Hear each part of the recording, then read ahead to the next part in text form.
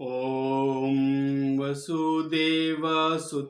देवं कंसचाणूरमर्दनं देवकी परमानन्दं कृष्णं वन्दे जगद्गुरुं मूकं करोति वाचालं पुङ्गुं लङ्घयते गिरिं यत्कृपातमहं वन्दे परमानंद माधवम।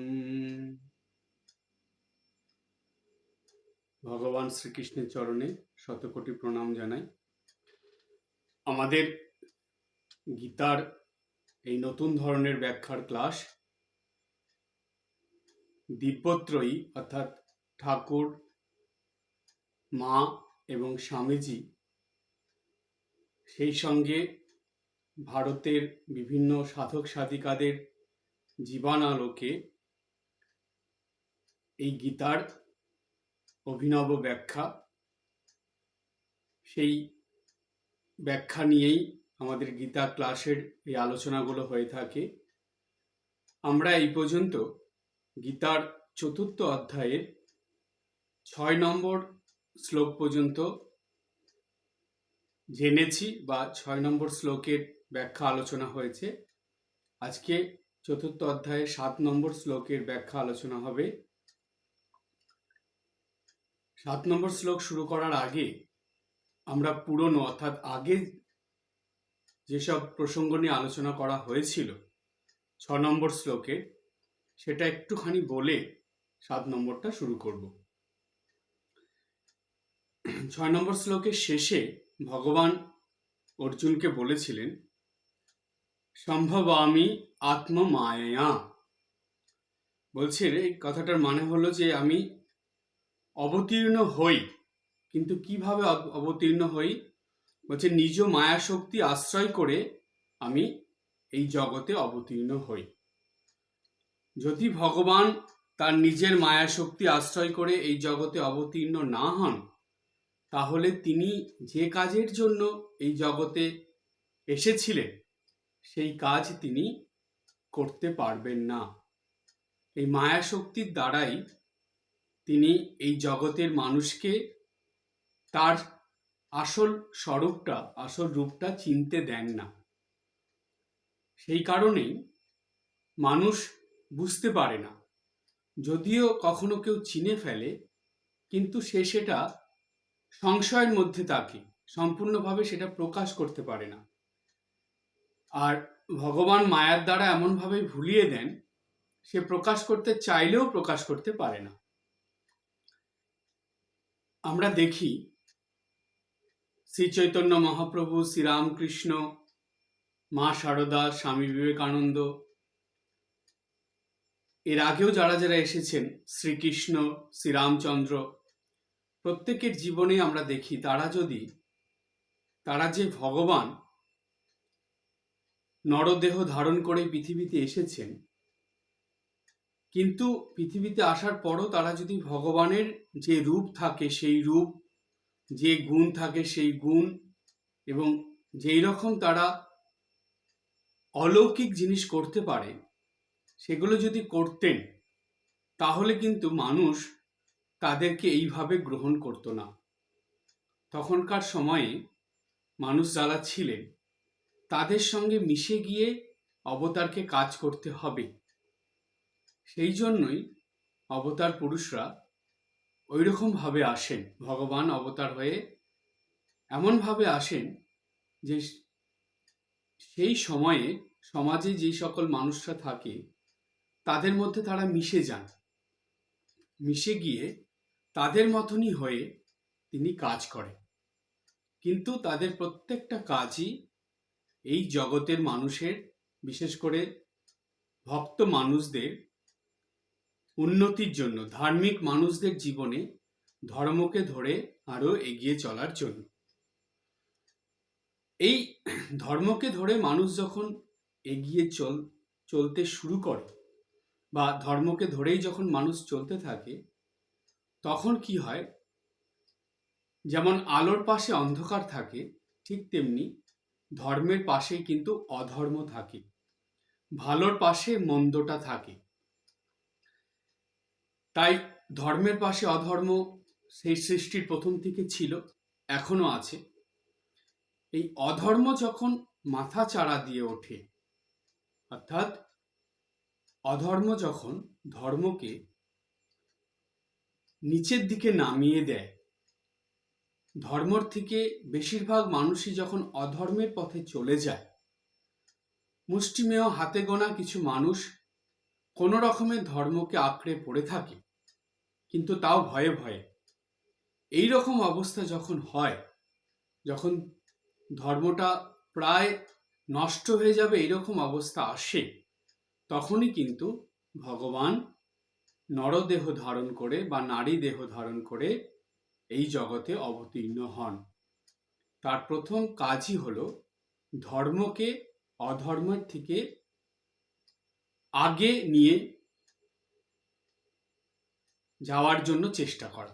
এবং সেই চেষ্টাটা কিভাবে করে? সেই চেষ্টাটা অবতার সেই তখনকার সময় যে মানুষরা, তাদেরকে দিয়েই এটা করান।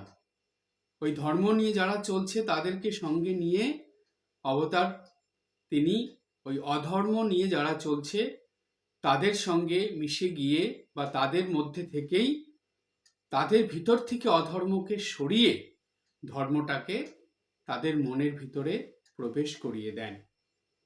সেইভাবেই তিনি কাজ করেন। তাই দেখা যায় অবতার পুরুষরা অনেক দুঃখ কষ্ট সহ্য করেও মানুষের উপকারের জন্য, কল্যাণের জন্য জীবনের শেষ নিঃশ্বাস পর্যন্ত কাজ করে যান।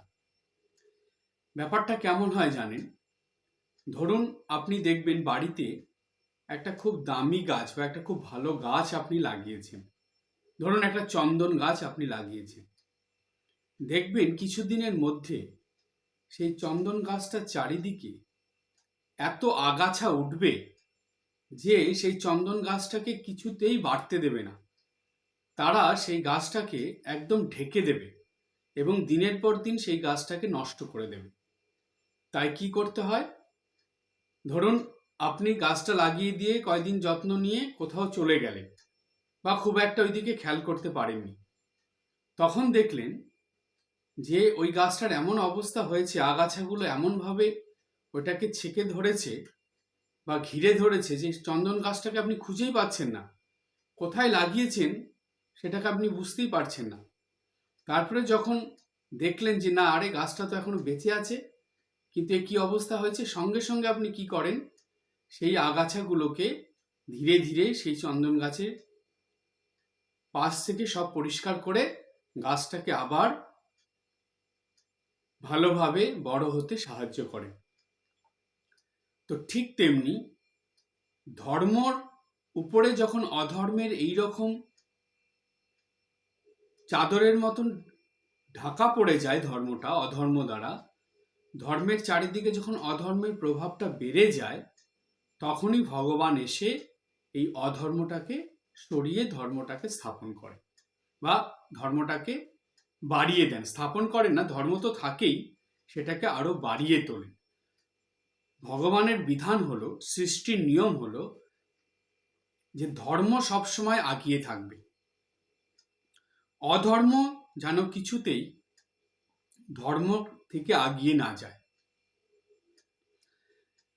এখন দেখুন, এই যে কথাটা আমি বললাম, এটা শুনে স্বাভাবিকভাবে আপনাদের মনে হবে তাহলে কি অবতার পুরুষ বা ভগবান যখন নরদেহ ধারণ করে আসেন, এসে উনি কি অধর্ম নিয়ে যেসব মানুষরা চলেন তাদের কি মেরে ফেলার জন্য আসেন, তাদের কি নষ্ট করে দেন, নাকি তাদেরকে মেরে অধর্মকে সরিয়ে ধর্মে স্থাপন করেন?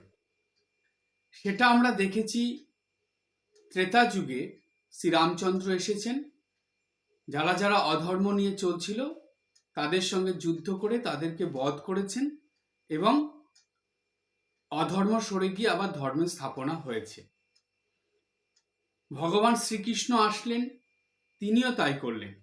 যুদ্ধের দ্বারা, যদিও তিনি যুদ্ধ চাননি, কিন্তু তবুও সেই যুদ্ধের মধ্যে তাকে থাকতে হলো, যুদ্ধ হলো, তিনি যুদ্ধকে রোধ করলেন না। এই যুদ্ধে বহু মানুষ মরল এবং তাদের মৃত্যুর পরে অধর্মর নাশ হলো, ধর্ম আবার অধর্মের থেকে বর্ধিত হয়ে থাকলো, মানে ধর্মটা আবার উপরে উঠে গেল, অধর্ম নিচে পড়ে গেল। তো এই যে পরপর দুবার অবতার এসে, রাম অবতার এবং কৃষ্ণ অবতারে এসে যুদ্ধ বিগ্রহের দ্বারা বা যুদ্ধের দ্বারা, হত্যার দ্বারা, মৃত্যুর দ্বারাই অধর্মকে সরিয়ে ধর্মকে স্থাপন করেছেন। এখন দেখুন, স্বাভাবিকভাবেই মানুষের মধ্যে এই ধারণাটা চলে আসবে যে তাহলে যখনই ভগবান অবতার হয়ে আসেন, এসে অধর্মকে সরানোর জন্য তিনি মানুষকে হত্যা করার বা মেরে ফেলার বা বধ করার, তাদেরকে বিনাশ করার ওই পথ ধরেই চলেন এবং সেই পথ ধরে চলে তারপরে ধর্মকে স্থাপন করেন। এই ধারণা যদি হয়ে যেত তাহলে কিন্তু মানুষের ভগবানের প্রতি শ্রদ্ধা, ভক্তি, বিশ্বাস, ভালোবাসা দিনের পর দিন কমে যেত এবং হারিয়ে যেত। সবাই তখন ভগবানের ওই অবতার মূর্তি দেখে ভয় পেত। বললো, আরে ভগবান অবতার হয়ে আসলেই তো অনেক মানুষের মৃত্যু হয়, অনেক মানুষ বিনাশ হয়, তাদের সংহার করে নেন, তাহলে কি দরকার এইরকম ভগবানকে, তাহলে এইভাবে অবতার হয়ে আসার দরকার নেই, এত এত মানুষ মরবে। ভগবানের উপরে মানুষের একটা ভুল ধারণা হতো এবং অবতারদের প্রতি মানুষের অশ্রদ্ধা, অসম্মান প্রকাশ পেত। সেই জন্য ভগবান কি করলেন, পরের অবতারগুলোর কথা আপনারা চিন্তা করুন, যীশুখ্রিস্ট অবতারের কথা চিন্তা করুন, বুদ্ধ অবতারের কথা চিন্তা করুন, শ্রী চৈতন্য অবতারের কথা ভাবুন এবং শ্রীরামকৃষ্ণ অবতারের কথা চিন্তা করুন। একটা, এই চারটে অবতার যে নাম বললাম, একটা অবতারেও দেখাতে পারবেন না তারা কোনো অস্ত্র হাতে নিয়েছেন। তারা তখন কি করলেন, কিভাবে অধর্মকে সরিয়ে ধর্মকে বৃদ্ধি করলেন বা ধর্মকে জিতিয়ে দিলেন বা ধর্মকে উপরে রাখলেন, তারা মানুষের মনের মধ্যে থেকে অধর্মটাকে সরালেন। ধর্ম অধর্মের বাস কোথায়? সেটার বাস হলো মানুষের মনের ভিতরে। তাই জানবেন, আপনি নিত্যদিন সকাল থেকে রাত পর্যন্ত ধর্মের পথে চলছেন না অধর্মের পথে চলছেন, সেটা আপনার মন, আপনার বিবেক সব থেকে ভালো জানে। সেই জন্য বলা হয় আমাদের শাস্ত্রে যে মানুষ জেনে শুনে বেশি ভুল করে, না জেনে ভুল করে খুব কম। মানুষের বেশিরভাগ ভুলগুলোই জেনে শুনে হয়। তাই মানুষ অধর্মের যে কাজগুলো করে সেগুলো জেনে শুনেই করে। মানুষ জানে যে এটা করলে পাপ হবে, অপরাধ হবে, তবুও সে করে সেটা। সুতরাং এই অধর্মগুলো মানুষ জেনে শুনে করে বলে তার যে ফল তাকে কিন্তু ভোগ করতে হয়। তাই ধর্ম অধর্ম মানুষের মনে, মানুষের বিবেকে থাকে এবং সেই মন এবং বিবেকের দ্বারা চালিত হয়ে মানুষ যখনই কোনো কর্ম করছে, যদি অধর্ম কর্ম করে তার ফল তাকে সেই রকমই পেতে হয়, আর যদি ধর্মের কর্ম করে তাহলে তার ফল কিন্তু তার জীবনে সেই রকমই হয়। তাই জানবেন যে আপনার যে কর্ম সেটা কিন্তু অপরে দেখুক না দেখুক, এই কর্মগুলো কিন্তু দুটো ভাগে বিভক্ত থাকে, একটা ধর্মের দিকে থাকে আর একটা অধর্মের দিকে থাকে। তাই যে মানুষ নিত্যদিন ধর্মকে ধরে জীবনযাপন করে তার জীবনে হয়তো জাগতিক টাকা পয়সা, ধন সম্পত্তি, বাড়ি গাড়ি, অনেক ব্যাংক ব্যালেন্স এগুলো হয়তো থাকে না, কিন্তু সে মোটা ভাত কাপড় নিয়ে থাকলেও, সাধারণ মাপের খাওয়া দাওয়া করলেও তার মানসিক শান্তিটা থাকে। এই মানসিক শান্তিটাই হলো ধর্মের পথে চললে মানুষ লাভ করতে পারে।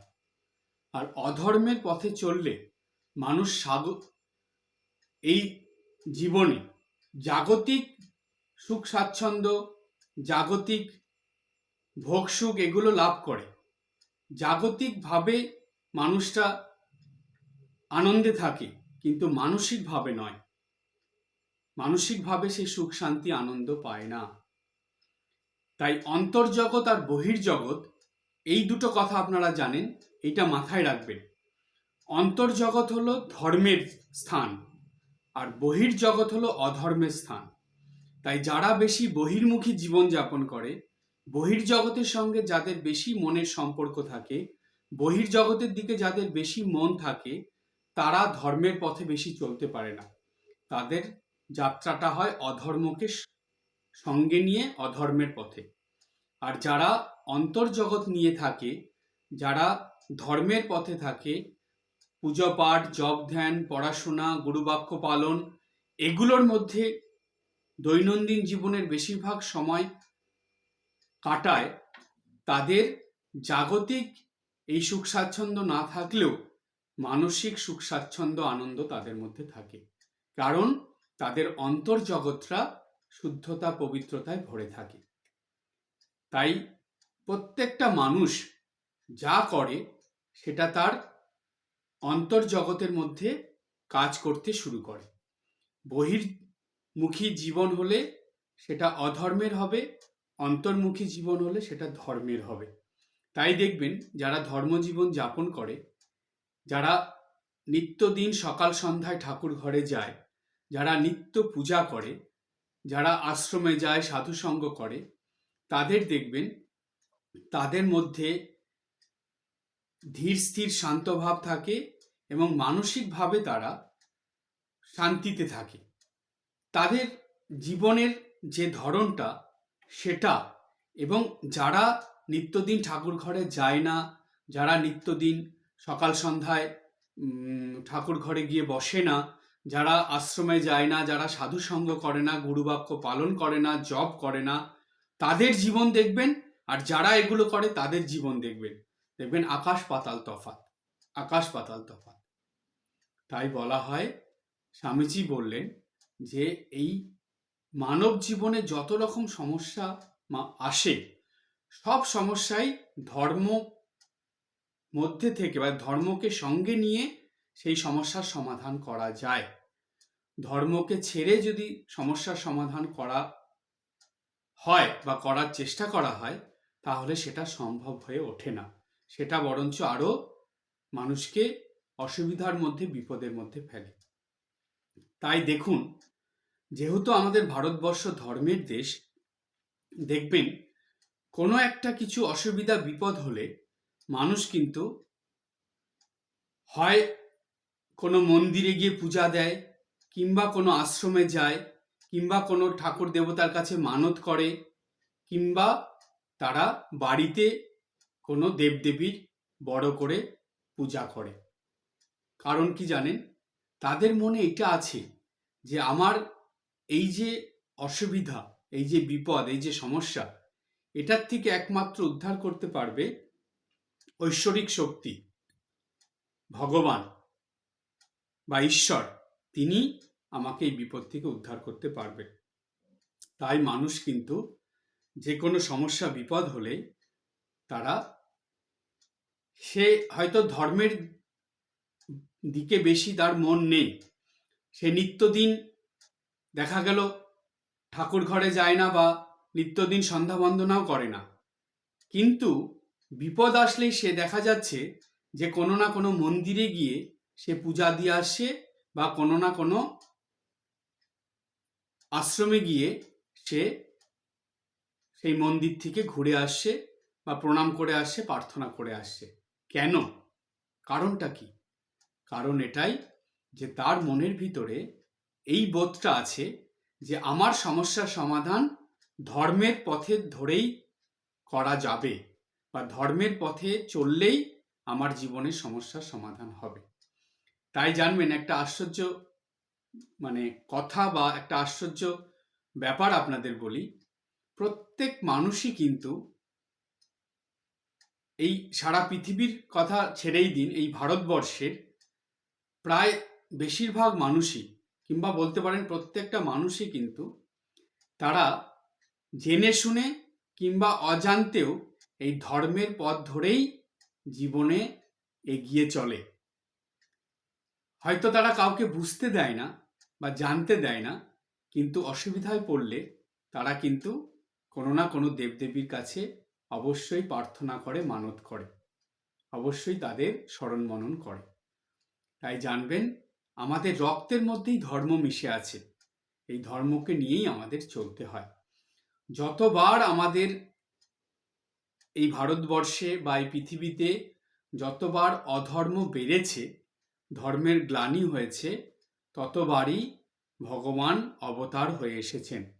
ভগবান নিজে মুখে বলছেন, যদা যদা হি ধর্মস্য গ্লানির্ভবতি ভারত অভ্যুত্থানম অধর্মস্য তদাত্মনম সৃজাম্যহম। কি দারুণ কথা দেখুন! ভগবান সেই কুরুক্ষেত্রের যুদ্ধে দাঁড়িয়ে অর্জুন, মানব জাতির প্রতিনিধি যে অর্জুন, সেই অর্জুনকে সামনে রেখে সমগ্র মানব জাতির জন্য বললেন, যদা যদা হি ধর্মস্য, যখন যখন ধর্মের গ্লানির্ভবতি ভারত, ধর্মের গ্লানি হয়, গ্লানি হয় মানে অবমাননা হয়, ধর্মকে তুচ্ছ তাচ্ছিল্য করা হয়, ধর্মকে বিনাশ করার, নষ্ট করার চেষ্টা করা হয়, তখন যদা যদা হি ধর্মস্য গ্লানির্ভবতি ভারত, হে ভারত, অর্জুনকে বলছেন, হে ভারত তুমি শুনে রাখো, যদা যদা হি ধর্মস্য গ্লানির্ভবতি ভারত, এই যখন যখন ধর্মের গ্লানি হয়, অবমাননা হয়, ধর্মকে বিনাশ করার জন্য, ধর্মকে নষ্ট করার জন্য চেষ্টা করা হয়, অভ্যুত্থানম অধর্মস্য, যখন ধর্মকে নিচে রেখে বা ধর্মকে নষ্ট করে, ধর্মকে অবমাননা করে অধর্মের অভ্যুত্থান ঘটে, অর্থাৎ অধর্ম বেড়ে যায়, অধর্ম বৃদ্ধি পায়, অধর্ম মাথা চাড়া দিয়ে ওঠে, তদাত্মনম সৃজাম্যহম, তখনই আমি এই অবতার হয়ে পৃথিবীতে আসি, তখনই আমাকে এই পৃথিবীতে আসতে হয়, আমাকে নতুনভাবে এসে এই জগতের মানুষের জন্য কাজ করতে হয়। কিন্তু প্রশ্ন হলো, ভগবান তখন কেমন কাজ করেন, কিভাবে করেন? প্রত্যেক অবতারের এসে কি একই কাজ থাকে? তাহলে এই যখন যখন ধর্মের গ্লানি হয়ে যাচ্ছে, অধর্ম বৃদ্ধি পাচ্ছে, ভগবান আসছেন, প্রতিবারই কি একই রকম ভাবে আসেন? তার কাজ কি একই রকম থাকে? এই প্রশ্নটা আমাদের মনে আসে, কারণ ভগবান নিজে মুখে যেটা বলেছেন সেটা শোনার পর স্বাভাবিকভাবে এই প্রশ্ন আসে। যখন যখন, এটা দুবার কেন বললেন ভগবান? যদা যদা কেন বললেন? একবার বললেই তো পারতেন, এটা দুবার কেন বললেন? এটা প্রথম প্রশ্ন।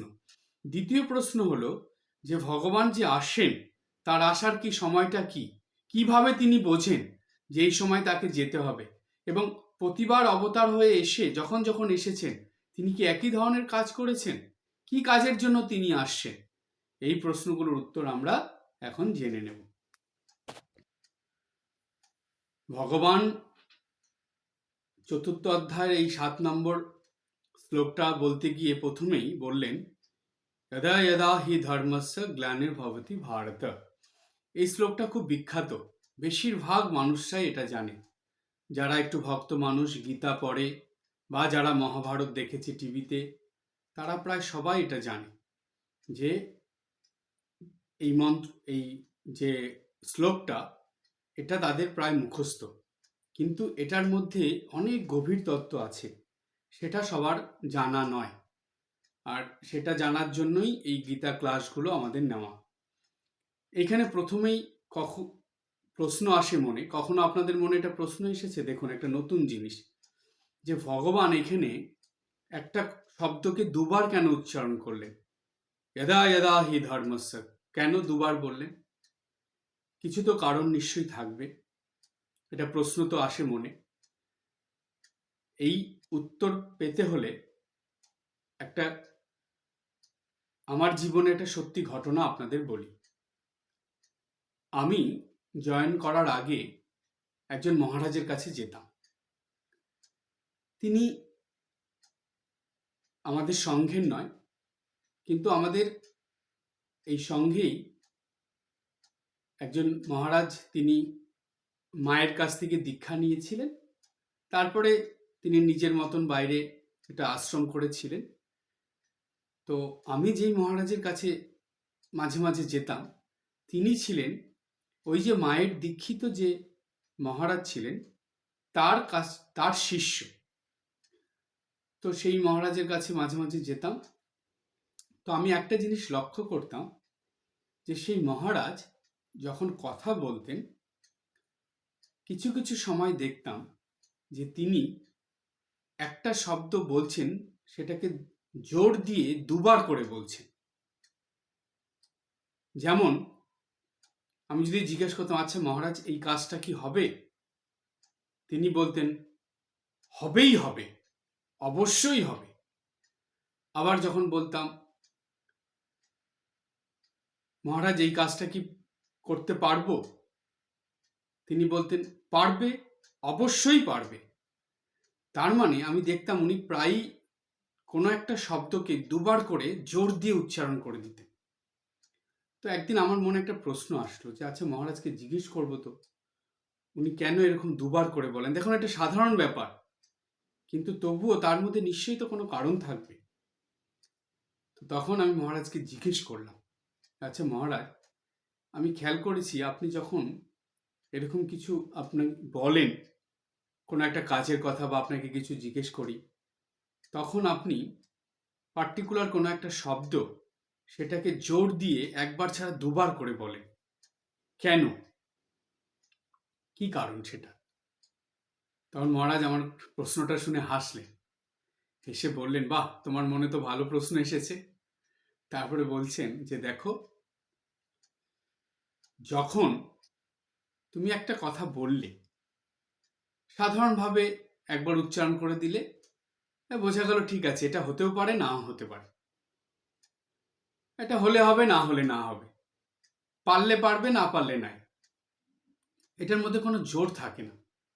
এটা ভাষা ভাষা কেমন হালকা, শব্দটা, কথাটা হালকা, কিন্তু যখনই এটার মধ্যে জোর দিয়ে দুবার করে উচ্চারণ করা হচ্ছে, তখন সেটার মধ্যে একটা জোর আসে, আর সেটাই, সেই কথাটার মধ্যে একটা ওয়েট থাকে। তো তাই যখন তুমি, তোমার মনে নিরাশা এসেছে, তুমি একটা কিছু আমাকে জিজ্ঞেস করছো, কিন্তু আমি যখন বললাম হ্যাঁ অবশ্যই পারবে, পারবেই পারবে, তখন দেখবে তোমার মনের ভিতরে একটা আলাদা জোর চলে আসে যে না, এটা মহারাজ জোর দিয়ে বলেছেন, তাহলে হ্যাঁ এটা অবশ্যই হয়, এটা অবশ্যই করা যাবে, নিশ্চয়ই হবে। ঠিক দেখুন, একই জিনিস আমরা এখানে পেলাম। আজ থেকে কত বছর আগে ভগবান এটাকে দিয়ে গেছেন, বলে গেছেন। ভগবান অর্জুনকে বলছেন, যদা যদা হি ধর্মস্য, যখন যখন ধর্মের গ্লানি হয়, যখন যখন ধর্মর অবমাননা হয়, ধর্মর অসম্মান হয়, ধর্মকে বিনাশ করার চেষ্টা করা হয়, ধর্মকে নষ্ট করে দেওয়ার চেষ্টা করা হয়, তখন আমি অবশ্যই এই অবতার হয়ে নরদেহ ধারণ করে এই পৃথিবীতে আসি। যদি একবার ভগবান বলতেন, তাহলে অর্জুন ভাবতেন ও ভগবান এরকম করে বলছেন, মানে হয়তো তিনি আসেন কিংবা আসেন না, সেটা তিনি জানেন এই কথাটা কতটা সত্যি। আমরা যারা গীতা পড়তাম আমাদেরও তাই মনে হতো, কিন্তু ভগবান এখানে এমন একটা জোর দিয়ে দিলেন, একটা শব্দ দুবার উচ্চারণ করে দিলেন, যে এতে আর আমাদের অবিশ্বাস হবে না, এটা সম্পূর্ণ বিশ্বাসের সঙ্গে ভগবান বলেছেন, এবং সেই বিশ্বাসটাই আমাদের মধ্যে আসবে যে না, ভগবান অবশ্যই আসেন। যখনই যখনই অধর্ম বেড়ে যায়, যখনই যখনই অধর্ম মাথা চাড়া দিয়ে ওঠে, ধর্মকে বিনাশ করে, অবমাননা করে, ধর্মের গ্লানি হয়, তখন ভগবান অবশ্যই আসেন। এই বিষয়ে কোনো সন্দেহ নেই, কোনো সংশয় নেই। দেখুন, এর জন্যই এই কথাটা ভগবান বলে দিলেন, যদা যদা হি ধর্মস্য গ্লানির্ভবতি ভারত। তারপরে বলছেন অভ্যুত্থানাম অধর্মস্য তদাত্মনম সৃজাম্যহম। বলছে এই যে অধর্মের অভ্যুত্থান হচ্ছে, বৃদ্ধি হচ্ছে, তখন আমি কি করি, যে একটা দেহ ধারণ করে, অর্থাৎ নরদেহ বা নারী দেহ ধারণ করে এই পৃথিবীতে আসি, এই পৃথিবীতে অবতরণ করি, করে আমি এই অধর্মকে নাশ করে ধর্মের আবার স্থাপন করি। স্থাপন করি মানে কি, যেটা ছিল সেটাকেই আরো বাড়িয়ে দিই, সেটাকে আরো মানুষের মধ্যে জাগিয়ে তুলি, যাতে মানুষ অধর্মকে ছেড়ে ধর্মের দিকে চলে আসে। এবার দ্বিতীয় প্রশ্ন আমাদের যেটা ছিল, যে ভগবান যে অবতার হয়ে আসেন, আমরা দেখেছি রাম অবতার, শ্রীরামচন্দ্র তিনি অবতার হয়ে এসেছিলেন, শ্রীকৃষ্ণ অবতার হয়ে এসেছিলেন, চৈতন্যদেব অবতার হয়ে এসেছিলেন, বুদ্ধদেব অবতার, অবতারের শেষ নেই। আমাদের শাস্ত্রে প্রচুর অবতারের কথা আছে। এবং সেই তিনি কি শুধু পুরুষ দেহ ধরে এসেছেন তা না, নারী দেহ ধরেও এসেছেন। সারদা মা, তারপরে রাধারানী, তারপরে যশোধরা, বিষ্ণুপ্রিয়া, সবাই এসেছেন। তারা প্রত্যেকেই এই যে নর বা নারী দেহ ধারণ করে এসেছেন, তারা কি যতবার এসেছেন ভগবান প্রতিবারই কি একই রকম কাজ করেছেন? এর উত্তর হলো না, একরকম কাজ করেননি। কেন? তার কারণ একটা সূত্র ছিল, যে তারা ধর্মের স্থাপন করতে এসেছেন, বা ধর্মকে অধর্মের থেকে আরো বাড়িয়ে দিতে এসেছেন।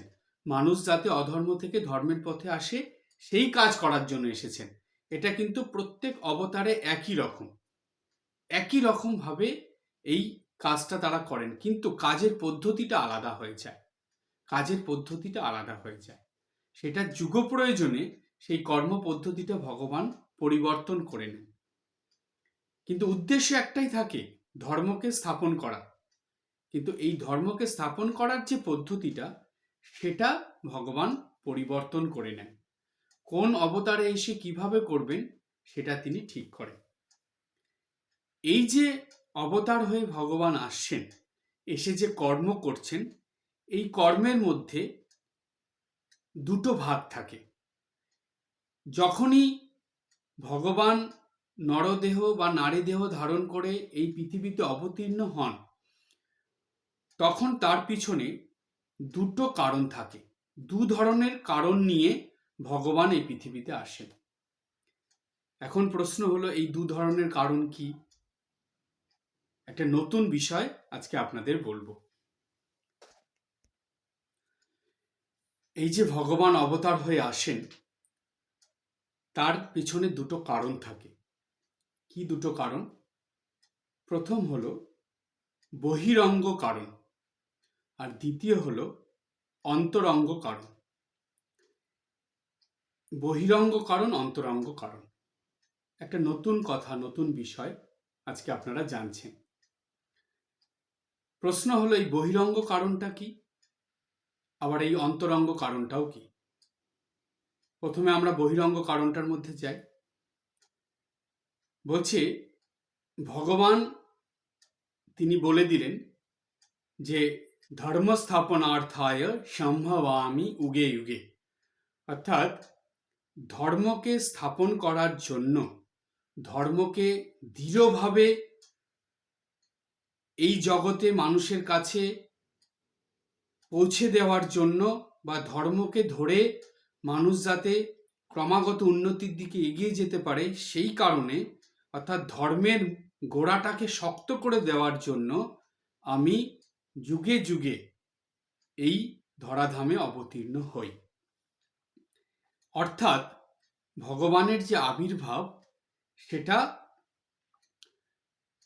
যখন হয়, তখন ধর্মের মধ্যে গ্লানির যখন সৃষ্টি হয়, সেই গ্লানিটা সংসারে, পরিবারে, সমাজে, কর্মক্ষেত্রে সর্বত্র ছড়িয়ে পড়ে। সব জায়গায় অধর্মটা বেশি দেখা যায়, ধর্মটা কমে যায়। অর্থাৎ ওইখানেই বলা হয় ধর্মের গ্লানি হচ্ছে। কেউ ধর্মকে মেনে চলছে না, ধর্মের পথ ধরে চলতে চাইছে না, ধর্মের কথা শুনতে চাইছে না, সবসময় অধর্মকে প্রাধান্য দিচ্ছে, অধর্মের পথে চলছে, অধর্মমূলক কর্মে লিপ্ত হচ্ছে। এইরকম যখন পরিস্থিতি সংসারে, পরিবারে, সমাজে, কর্মক্ষেত্রে, দেশে, রাজ্যে সর্বত্র ছড়িয়ে পড়ে, তখন এই মানব জাতি ধীরে ধীরে অধর্মের দিকে গিয়ে পুরো সমাজটা, সংসার, পরিবার সব জায়গাকে আস্তে আস্তে নষ্ট করে দেয়, অর্থাৎ অধর্মে ভরে যায়। আর অধর্মের প্রতীক হলো অন্ধকার, ধর্মের প্রতীক হলো আলো, অধর্মের প্রতীক হলো অন্ধকার। যখনই অধর্ম বাড়ে তখনই সমাজের মধ্যে অন্ধকার, সংসারের মধ্যে অন্ধকার, এবং কর্মক্ষেত্রে, দেশে, সব জায়গায় এই অন্ধকারের বেড়ে যায়। অন্ধকার বেড়ে যায় মানে কি? এটা কি আলো গিয়ে অন্ধকার হয়ে যায় এরকম? তা না। অন্ধকার বেড়ে যায় মানে মানুষের মধ্যে জ্ঞানের অভাব দেখা দেয়, মানুষের মধ্যে কর্তব্য কর্মের অভাব দেখা দেয়, মানুষের মধ্যে ধর্ম আলোচনা, পূজা পাঠ, শাস্ত্র পাঠ, হরিনাম করা, এগুলোর অনিচ্ছা দেখা দেয়। যার ফলে মানুষ কি হয়? ক্রমাগত অন্ধকারের মধ্যে চলে যায়, সে আলোর পথে যাওয়ার রাস্তা হারিয়ে ফেলে, ইচ্ছা করে অন্ধকারের মধ্যে চলে যায়। এমনকি অধর্মের যে প্রভাব হয় তাতে করে অনেক মানুষ যারা ধর্মের পথে চলছিল তারাও কেউ কেউ এই অধর্মের মধ্যে চলে আসে। খুব কম মানুষ ধর্মের পথে খুব কষ্ট করে টিকে থাকে, কিন্তু অধর্ম নিয়ে যারা চলে তারা এই ধর্মের পথে থাকা মানুষগুলোকে থাকতে দেয় না, তাদের উপর অত্যাচার করে, তাদেরকে মেরে ফেলে। আমরা যেটা ত্রেতা যুগে দেখেছি, মানে ত্রেতা যুগে যেটা হয়েছিল, দাপর যুগে যেটা হয়েছিল, ঠিক সেরকম হয়। মুনি ঋষিদের উপর, সাধুদের উপর অত্যাচার শুরু হয়ে যায়, পূজা পাঠ করতে দেয় না, হোমযজ্ঞ করতে দেয় না, কেউ ধর্মের পথে চলতে চাইলে তাকে কিছুতেই ধর্মের পথে চলতে দিতে চায় না।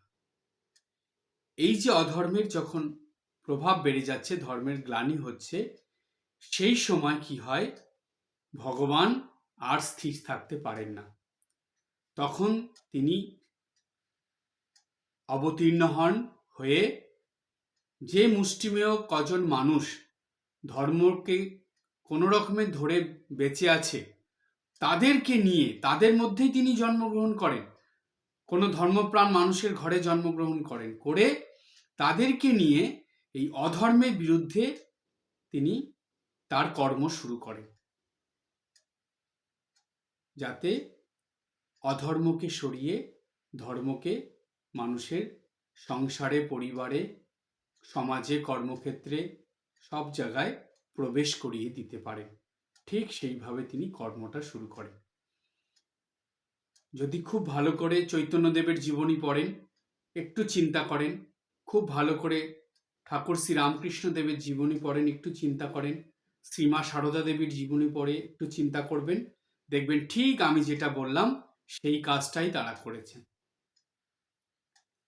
যখন তারা পৃথিবীতে এসেছেন দেহ ধারণ করে, তখন কি অবস্থা ছিল, আর তারা যখন চলে গেছেন এই পৃথিবী থেকে তাদের কর্ম করে দিয়ে, তারপরে ধীরে ধীরে কি অবস্থা দাঁড়িয়েছে সেটা একটু চিন্তা করলে আপনারা পরিষ্কার বুঝতে পারবেন যে এই বহিরঙ্গ কারণটা কি, এবং এই বহিরঙ্গ কারণের জন্যই অবতারের আশা।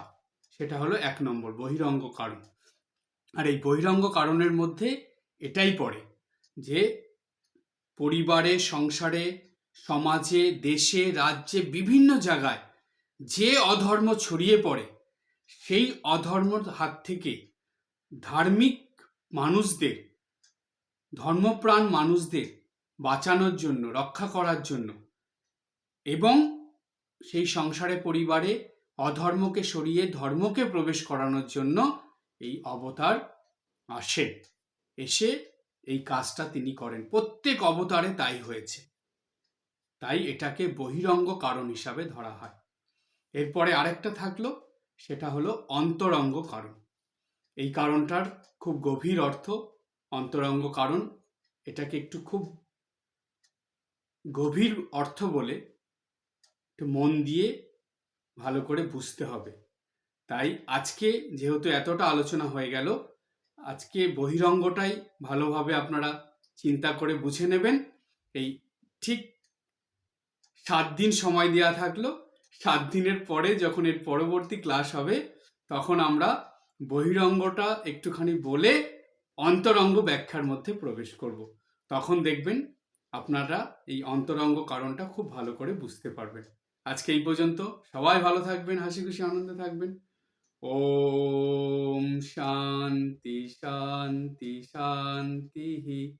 হরিः ওম তৎসৎ। শ্রীরামকৃষ্ণার্পণমস্তু।